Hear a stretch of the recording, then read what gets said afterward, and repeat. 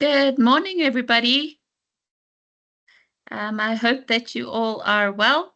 I'm going to just give a couple of minutes for some latecomers to join, and then we'll kick off.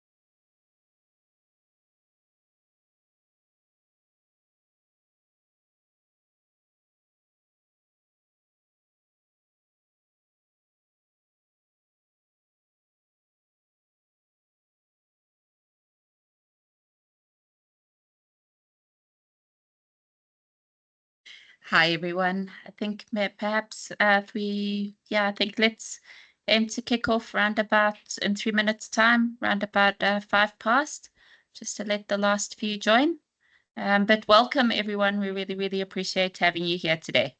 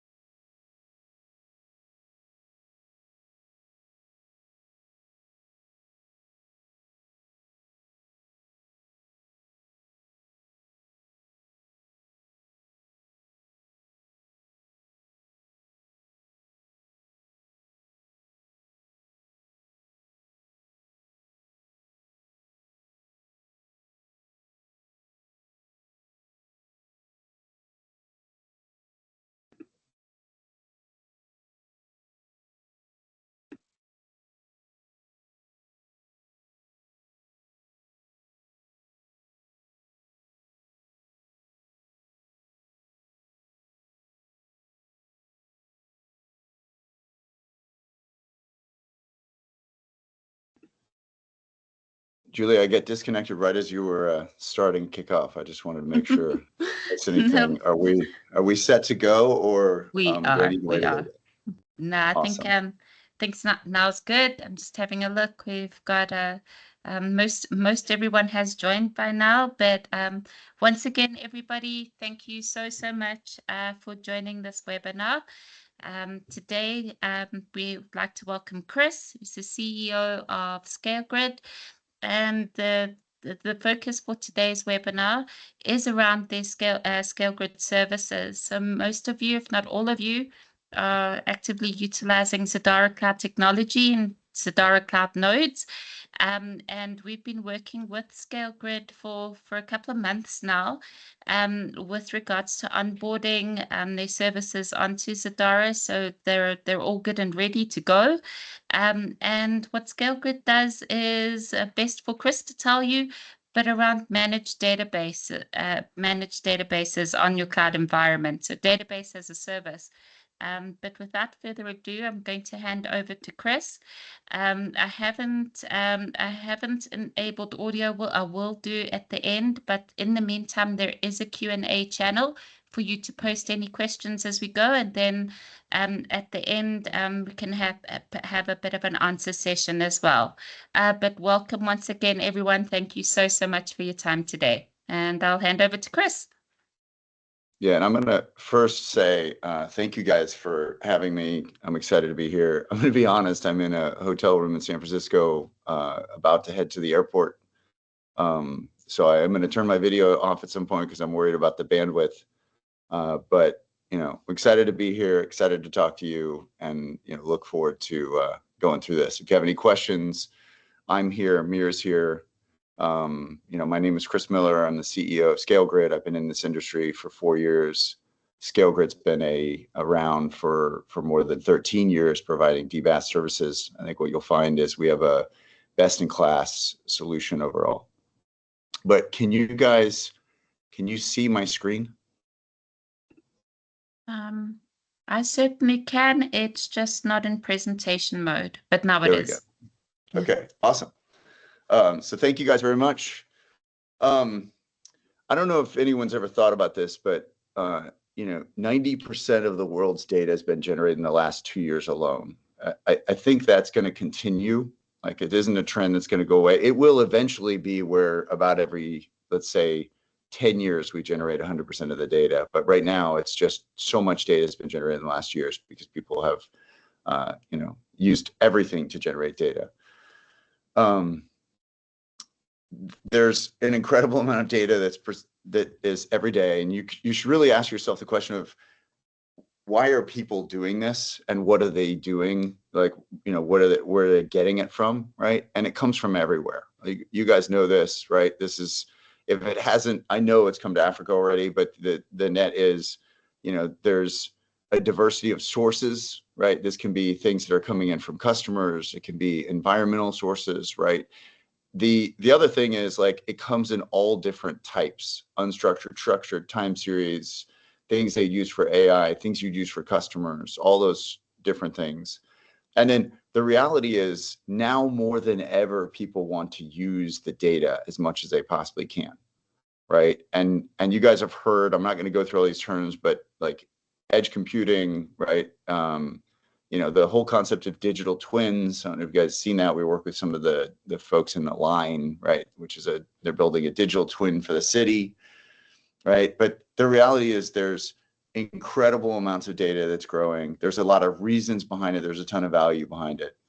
So the question I ask you guys, right, is, you know, those with the data win, right? Like, that's how you get ahead, is by getting the data. And that's true for them. But the argument I make for this call is, when there's a gold rush, you want to be in the group that's selling shovels, right? You want to be the ones who are helping the people dig for gold, find their data, right, and use their data, and making that as simple as you possibly can. And when you think about ScaleGrid's mission, right, it's essentially to allow your customers and you to focus on the innovation side of things, rather than being trapped in constantly worrying about the infrastructure and the pieces. And so if you go back to earlier slide when I was talking about all the sources and uses and databases and other things, it's the breadth of coverage, right? It's the ability to support in different instances and the ability to support multiple use cases. But, you know, I would argue that like data is super unique and super difficult for a bunch of reasons. Some of them are political and some of them are technological, right? Like, first of all, data is unique in that like the business generally owns it. IT owns the system, but the business itself generally owns the data, right? And look, let's talk about it for a second because it's something that's going to come up a bunch. We work a lot with customers with AI. AI is impossible without data, right? You get zero value. And then what makes it hard is that it comes from multiple sources, even multiple devices, right? It's stored in multiple places. And then I think one of the things that's near and dear to our heart is it can be in multiple databases themselves. And SQL, PostgreSQL, like those are similar, but they're not the same. And then obviously Mongo, et cetera. And then it's hard to move. It's hard to deal with. It's hard to back up. It's hard to those things. And when I say hard, I don't mean impossible. I mean, you have to be very meticulous about it. That's probably one of the things you're going to learn in this call is that like what ScaleGrid's really done is created a repeatable set of best practice steps that help the system keep up to date with all the processes and procedures that IT and organizations should do. So, the position you guys are in, right, that we're jointly in really is, look, why are we in a good position being able to sell shovels, being able to help people with this data, being able to provide, if you will, a DBaaS solution, which we'll talk about more what that means. But first and foremost is, 40% of new clients need databases, and these are, from industry standard stuff, right? 1/3 of all workloads end up being have a database with it, right? The one super unique thing is data is growing, so it's not just that data itself. Like if you look at the next one, the data itself actually grows, meaning the size of the repository, but the number of sources that people are starting to use for data also grows. And so imagine what we've seen in customers a lot of times is they'll have one Postgres database, but then they'll decide that they want to gather a different set of data, and they'll literally create another one, or they'll create a Mongo database that stores images instead, right? Like they'll expand what they're doing, in addition to the fact that the data that they're using, the number of customers, the number of data sources, the number of data records increases itself. And then, data is harder from a cloud integration and adoption perspective, just because, again, it's not like you can just move it. You can. We've automated that process, but it is a difficult, very meticulous process to be able to move data from one place to another. And then you guys have, I'm sure everyone on this call has seen this, customers are starting to focus as much on as anything on cost efficiency, right? And really trying to figure out how to work this into their core business. And so data becomes an afterthought. It becomes something that's more difficult for them to handle because it's not something they're going to focus on. There's more focus around the retention and reliability of the data. I will tell you this from our experience, and again, this is 13 years with ScaleGrid, my 4 years here, right? But these workloads are very, very sticky. Like when you get a customer as a database customer, they stay for a very long time. And then the last one, which I think is particularly pertinent to this group, is look, there's been tons of requirements and needs for localization. Keeping data in the country, keeping it with, sometimes even on premise, either one of those. The idea is that, we again see data as a very strong, or databases as a very strong market. So, what essentially I'm saying is I think that there's a great opportunity for you amongst your customers to offer a great service when you combine the both of our offerings, the ScaleGrid offering and the TouchNet offering. And so I'll go through kind of like, what do you look and listen for to realize that there could be an opportunity for a database, I'll say challenge, right? The first one is any customer who is in a high growth situation. And high growth can mean their revenue is growing, High growth can also mean one of the scenarios I talked about before where their data is actually growing, like they're starting to do new innovative things. The second thing is, obviously you guys probably already do this, but look for customer issues. Like a customer having issues with, it could be a database, it could be a cloud, it could be any of those things. The reality is a lot of times that uncovers that there's a need for complementary support or expertise. If you think of what ScaleGrid can help you provide, we are essentially providing you kind of an expert solution out of the box, which is a fully managed database, right? For a customer to, again, kind of our tagline is let the customer focus on innovation. Cost concerns. This one's a big one. You probably have heard it. I know in talking to the folks at TouchNet, there's been people who have said they wanted to move off of AWS or a different cloud because they wanted to, save money. The reality is that the data costs generally are somewhere between 30 and 50% of that, and there's almost always a better way to provide a more efficient service. Obviously, we provide a more cost-effective solution as well. Localization regulations, again, as the regulations come down, the reality is that more and more companies will want to keep their data in, I'll say, more localized zones or in certain regions. We work with a lot of gaming companies, online gaming companies, where they have jurisdictions all over the world, and they choose a data center that meets the particular regulations. Then the last thing is, as customers are trying to provide their environments, either high availability or disaster recovery, those are things that in our experience, databases are, I'll say, more difficult, especially the high availability, because you're essentially creating multiple environments. And when you create the environments, it doesn't just work all the time. You have to kind of work and maintain it. And then obviously there's tests and other things you have to go through. The summary of this is all of this comes down to cost and or resources, right? And the resources are related to cost. And then if you hired enough people, you wouldn't have the issue. But the reality is, in a lot of cases, the database expertise is still lacking. And so, if you think of it from a cost perspective, obviously, our opinion is the most effective solution is a managed solution that we would handle on your behalf for your customers. So there's a couple of examples I wanted to give of like, what do we do when we get a customer who's interested, and what are the the steps and what do we walk that customer through? And I'll give two examples because it really ends up being,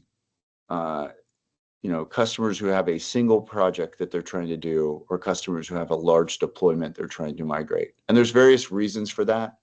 I think you guys can probably imagine the small customer deployment could be they're creating a new app, or there's a particularly important app that they're trying to handle, something like that.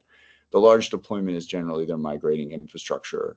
Either of those are very exciting to us. They should be to you guys too. In this small customer deployment, again, generally it's a single app or a small environment. I think the most important thing, you'll see it on both sides. I think it's super critical to set expectations, right? And the expectations that you should always set are, hey, there's always challenges as you do this migration, as you do these things. But part of what we do is we run through a very meticulous process to basically address those challenges and to make sure that it goes as smoothly as possible.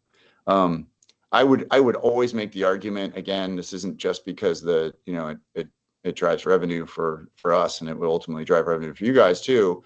But I would make the argument that like you want to start as quickly as possible. And the reason for that is, I don't know if you guys have heard this, there's a bunch of management books that obviously as a CEO I've read, and there's one of them that I like. It's the 5-minute rule. It's this rule that if anything's less than 5 minutes, just do it now, right? And the argument I make about databases, and this is because of our unique approach and what we do, is it's literally the database migration. That aspect of it has become one of those 5-minute tasks. It's not, but we've meticulously laid out all the different steps that's required to migrate the data to make it so that you end up with a mirror image of the data in the Zadara TouchNet environment. And the reality is then it's about testing. So you copy and migrate the data over, you mirror it, and then, you know, literally the customer has the opportunity to test it, and then you do a switch over. And our experience has been, I mean, we've done this with hundreds of customers kind of directly who come to us, that quick migration is key to success. It almost always leads to additional follow-up with the customer. I think in your position, remember, we only sell DBaaS, right? We only sell databases. So, you know, if we get 50% of people saying they want more stuff from us, the argument to make is you guys providing that service is even higher than that, right? Like it should be, make it much easier to work with the customer on multiple other projects. The second thing, for a large customer deployment, these often are a set of systems. We work with banks, for example, and a lot of times this will be staging, production, you know, dev, test, production, whatever you want to call those, for one system. It can also be the entire like code, workflow, things like that. Again, it begins with setting expectations. You know, I will say this, the bigger the data, the more time it takes. It just takes time to get it over. And so again, if you set the expectations that let's, you know, do it quick, start early, those type of things, you're better off. A lot of times though, customers will have a large group of servers, right? And my suggestion is always, you separate those servers by risk and importance. The warning I'm going to give you is customers will want to do the lowest importance, lowest risk ones first. That is a mistake, right? And again, don't trust me on it. You guys can read or try it yourselves, but the reality is what you learn very quickly is the higher risk, higher importance systems, the IT team internally is more familiar with. And that familiarity is really important for a variety of reasons. But one of the reasons that familiarity is important is because as you're going through this process, there are always going to be things that you learn that you didn't know. And so imagine how much easier it is to learn if you migrate. I'm not saying migrate the most important, highest risk systems over first. And I'm not even saying migrate them over. I'm saying copy the data over and then do the testing. But imagine as you have issues on those systems, how much more familiar and how much more up to speed the IT team is overall with those systems themselves. They know, oh, there's this nuance of this, there's this way that networking works with that. Those things become easier versus a lot of times what I've seen in unsuccessful, or I should say longer drawn out projects, customers will actually mistakenly take the lowest importance ones, the ones that they like haven't worked with in a long time, and they'll migrate those over. And the issue with that is, it isn't that there's any problem with them, it's that the familiarity is so much lower that it takes longer to get up to speed with those nuances that make it work seamlessly. Again, the expectation I like to set is larger deployments will have issues, right? They don't always, I mean, just being candid, but if you set that expectation, it's a better expectation. I do think you move the biggest, you start to move the data of the biggest as quickly as you possibly can, because you do not know what the bandwidth, you can do the basic math of it, but you don't know what the bandwidth, the risks are going to be. I think in terms of testing and systems themselves, you kind of do what I said, which is you don't take the first set of them with the highest risk, but you do take the next set, you move those. And then, you know, what I make the argument is the three of us can, you know, complete this migration and then literally hand it to the customer to give them the opportunity to test. I will tell you, I've never had a customer complain about having that data migrated over and being ready to test early. I've seen a ton of instances. We work with Oracle, for example, and they'll migrate data over, and the biggest issue is they start late.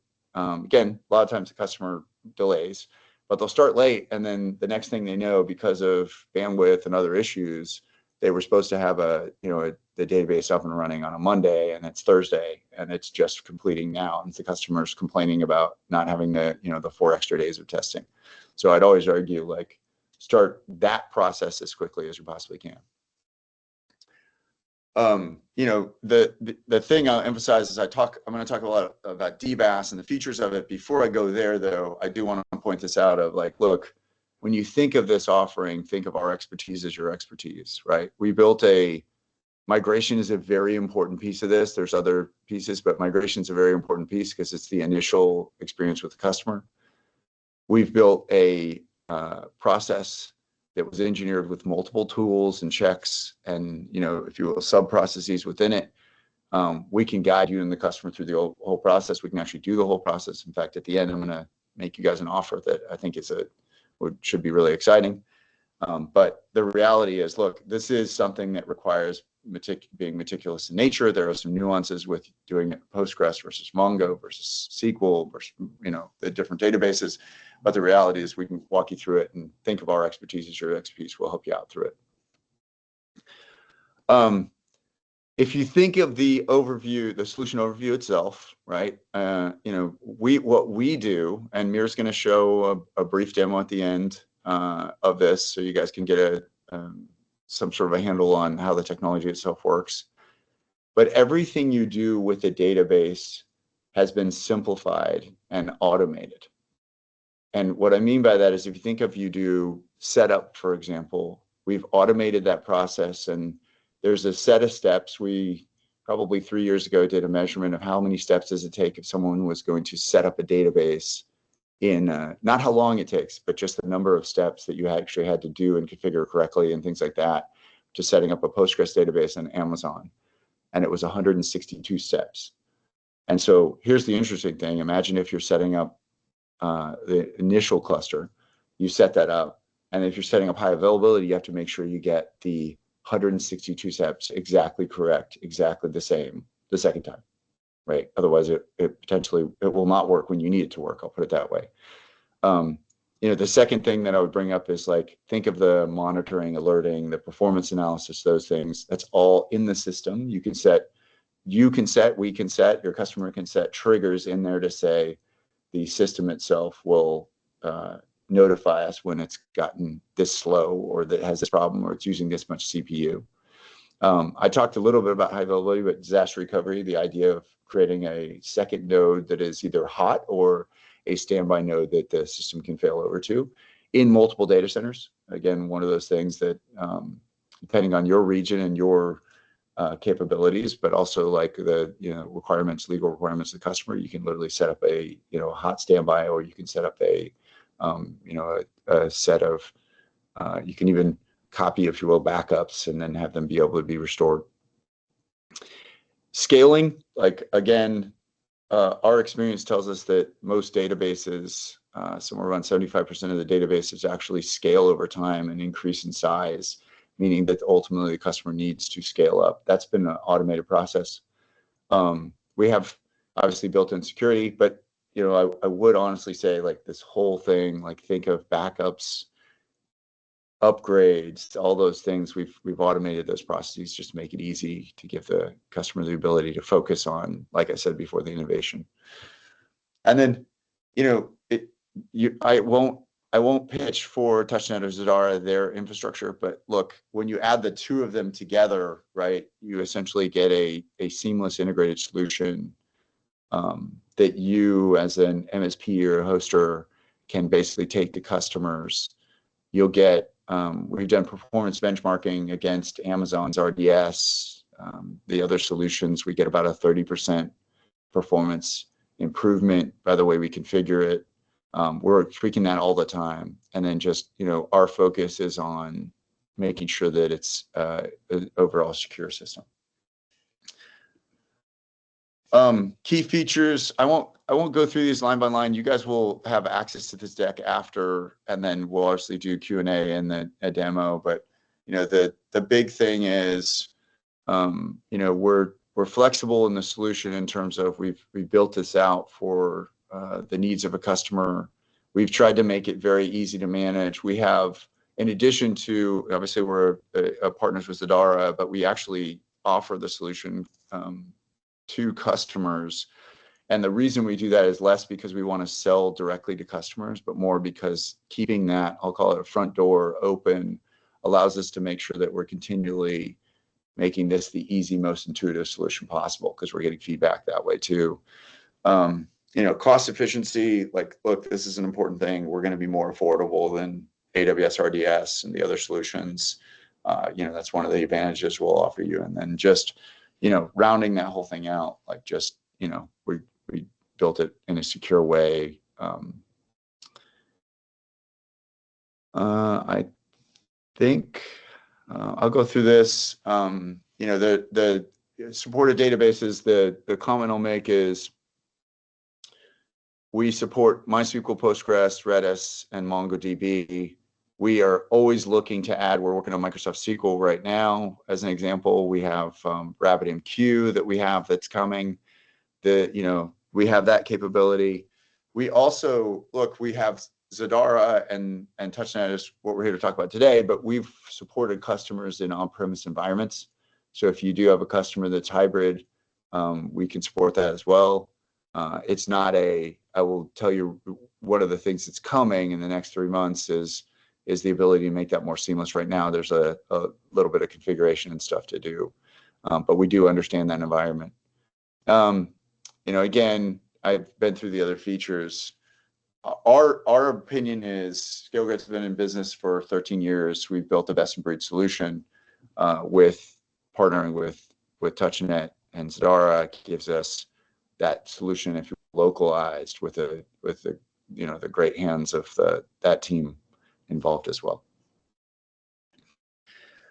So the last thing I'll go through is, look, I wanted to try to bring something today that would say entice you guys, but honestly get you to jumpstart, because this is something that can build a revenue stream. It can build relationships with customers. It's super exciting. In the places where we've gotten customers to kind of focus on this for an initial period of time, we've built a very strong relationships. If you go to the ScaleGrid site, you'll see some of our MSP customers talking about us, right, very positively. The first thing is, and this is super, I wish I could do this all the time, guys. I can't. We have a limited amount of resources that we can dedicate to migration. What I do want to do is anyone who can kind of in the next 2 months get a customer going, I'm going to carve a resource out that they can't do every database, but they'll do up to 2 databases at no cost. They'll do the entire migration process and kind of walk you through it. At that point, we can continue from a consulting basis, or we can obviously try to teach you guys as much as we can about that migration process. There's no reason you can't do it, right? There's no reason that a customer can't do it. Tons of our customers do it themselves, right? Just to be honest, it's just we have a very meticulously laid out process that we do it. The second thing is, I think we all know that the sales reps are the key to having success. And so I was trying to think of the best way to do this, but what I would love to do is offer each of the sales reps who brings us an opportunity and it closes, we'll basically offer an additional spiff. Obviously I wanted to do some sort of flat thing that I could talk about. So, we're going to do $200, which I think should be exciting. But again, I know it's not the most money, but it should be exciting as an add-on. And then I think for the partners, for you guys, for the businesses as a whole, what we're going to do is we're going to accelerate margin through the end of the year. So any deal that closes, the revenue from now to the end of the year will be at a 20% increase from what the normal rate is, which is fairly significant. And the idea again is, I know that if we start working together, this is like one of those things that becomes second nature, something that's easy to sell. And then, like I said, if we go back to the digging for gold concept, customers' data needs are growing, they are not shrinking, and the size and amount of databases they are running is growing, not shrinking. And we know that ScaleGrid has the industry-leading solution, so we're super excited about it. That is all I had. I don't know, Mir, if we want to do questions now, Julie, or if we wanted Mir to jump in with a demo first, or what the best thing to do would be. I think the demo would be great. Okay. And then open up for questions at the end. Mir, I'm going to stop sharing. Perfect. Thank you, Julie. And thank you, Chris, for this wonderful presentation. Hello, guys. I'm Mir, and I'll be typically your main point of contact moving forward. I'll go ahead and share my screen to give you a brief overview of our.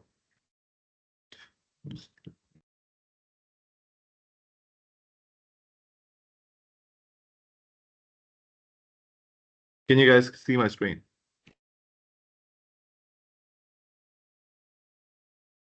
Is It's it just, visible? yeah, just come up. Yeah. Perfect. Thank you. So as we all know, each application has multiple databases which they need. So as you can see from our UI, we have multiple databases, as Chris mentioned earlier, like Mongo, Redis, MySQL, Postgre, that we support from this one single UI. Now we have others as well that we are growing. So as our portfolio of databases will grow, so would be your offerings. Now I'll go ahead and show you how easy it is to set up a Postgre cluster in ScaleGrid, which typically takes around 166 steps in RDS, as Chris mentioned. It's a very simple process. I'll go ahead and start. New Postgre deployment.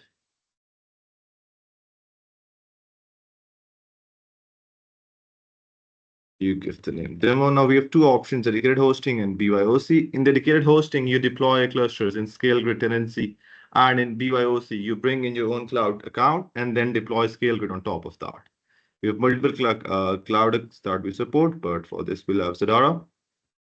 You can choose the size based on what you want. Then even you can choose a version. So one of the key features that differentiates ScaleGrid from other providers is that we provide you with the flexibility to remain on any version as long as the customer want, as long as your customers want. So let's do this. We have two options, standalone, high availability. Let's do high availability. This is the Australia node, quorum. You can choose the replication strategy.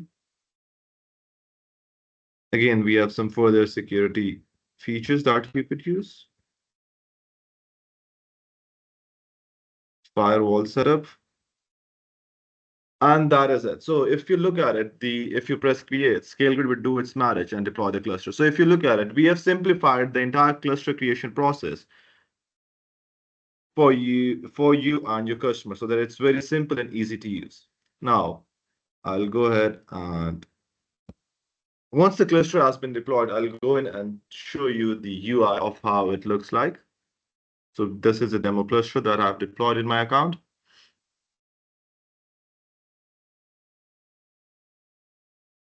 So once the cluster has been deployed, this is the UI that you would have. This would be the connection string that you use to connect your application.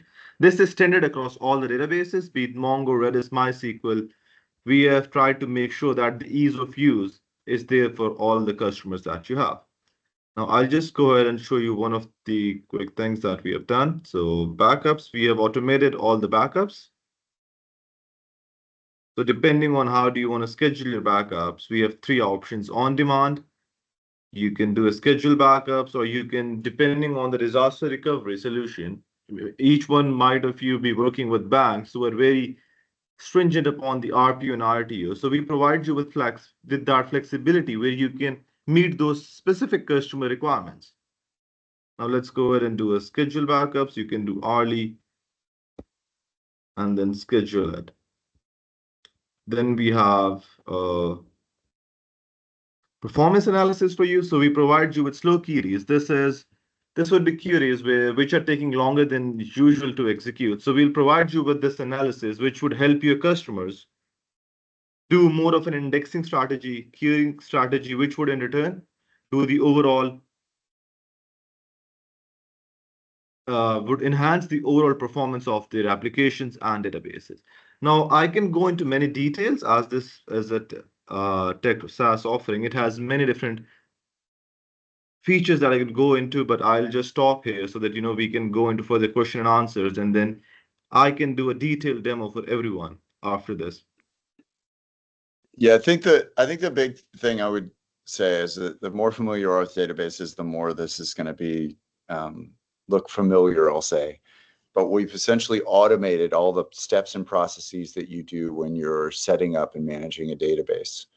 And so, the settings and options and things like that are in the tool, so that those normally would be configuration steps you have to take. You don't have to take those. You select the option and then it's automatically deployed.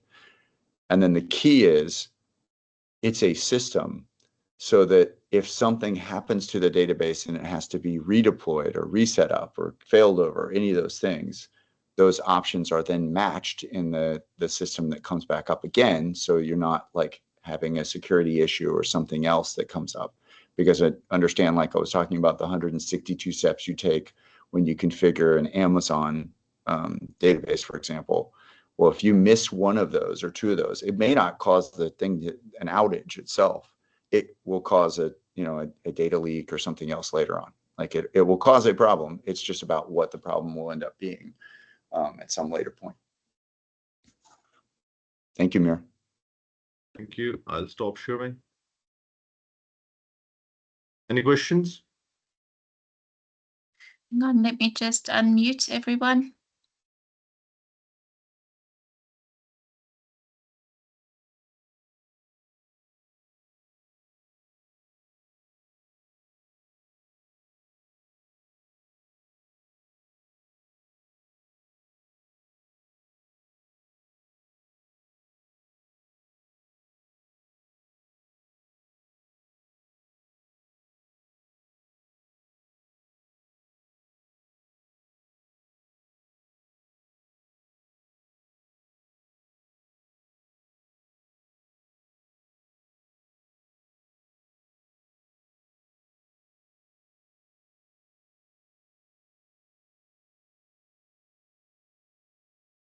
Yes, Mario, you have a question?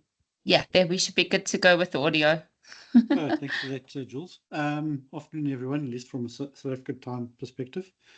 Database as a service, I'm just thinking out loud, obviously it's been around for quite a bit of time, but with regards to the advances in storage technologies, how is that going to impact database performance?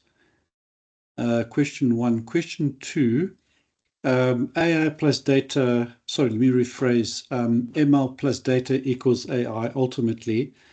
What's the ultimate impact projections in terms of search, generic agentic AI, large language model, let's call it training, especially in the realm of database as services, as well as new storage technology, especially with regards to vectorized storage technology capabilities? Any comments in terms of database performances going forward? Thanks, everyone.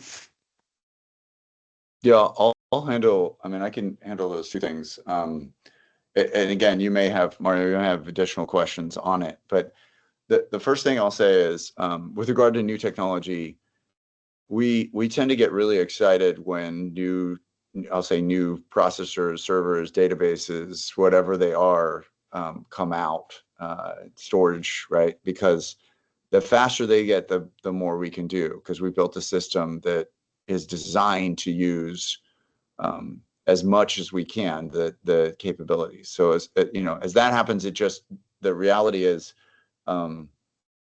I'll put it this way: we don't set the pricing for the hardware. That is a TouchNet Zadara thing, but we get excited that what we see over time is, as processing power and disks and other things get faster, we can offer more capabilities essentially for the same cost, the cost benefit. With regard to AI, and I'll just speak generally on it, I think that we support the vector databases for Postgres. We support a bunch of AI workloads. I will just tell you, I think that it is very much an opportunity, because customers want to be able to do a lot of different things. And the reality is, every one of those things they want to do is something that is going to require them to take time away from, spend time on that, focus on that, versus on operating, if you will, their environment. And that's, kind of the part that we do.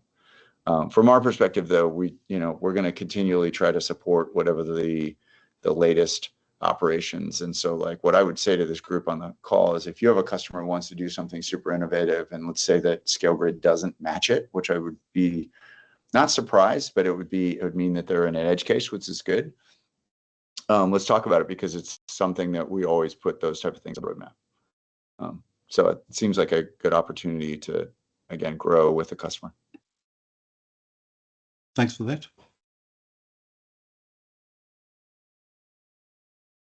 was any other questions? Anyone else like to ask a question?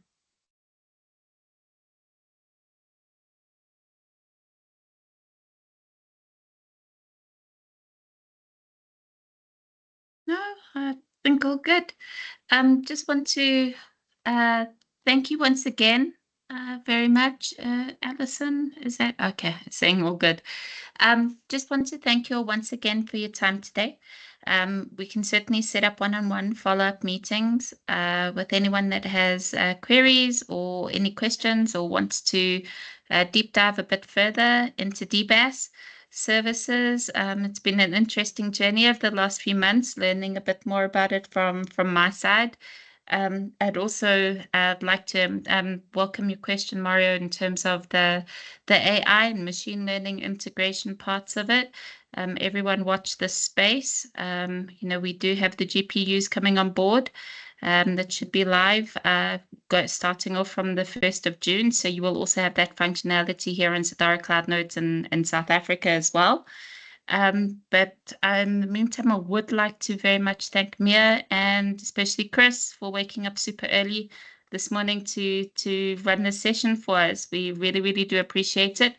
And the $200, I think, remember, you have the US dollar ZAR exchange rate, which by tomorrow may be even more profitable for us, given this afternoon's meetings.